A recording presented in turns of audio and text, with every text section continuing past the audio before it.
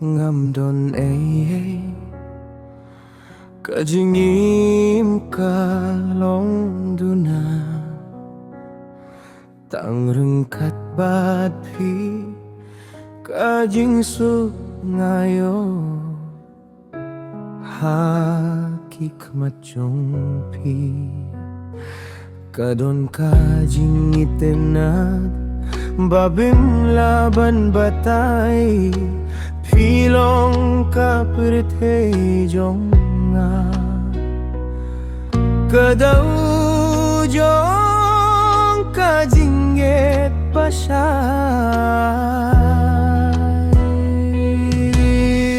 Haman ka jing pinsay minsaw hadonut jonga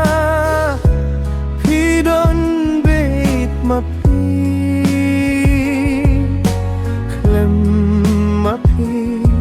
Ka perthei ka long thili klem jing sang nene jingi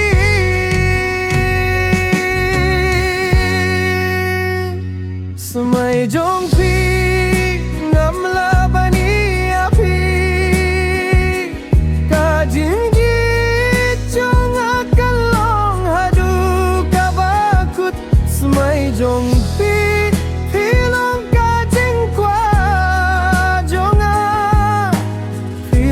những con bật khát du haka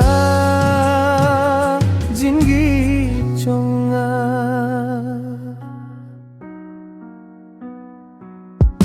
kadur jong phi kapun sai ya kame jonga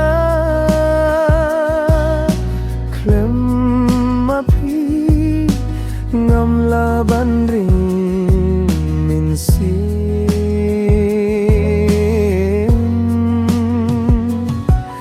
Habaro kajing duai jonga nga pantang yapi Pilong kalinti katong Kajing giet kabashisha jonga Manla ka step bat ka janmi Lemma phi ka min sim kam shem la shong su Ka donut ka shong tumen tang habayo hiya phi man la kapor Ngan thoya ka kirteng jong phi habaro ki klura beneng Ka perthe barok gawe kanong ka je jajit ka de jong kine Kishijur Samay jong phi ngam la bane api Kajin git jong akan long hadu kabakut Samay jong phi Pilong kajing kwa jonga Pilong kanying kong bat khatu haka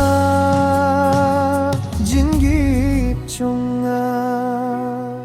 Lada ka jingim kanay lat biang Ngan kwa banim betang bat phi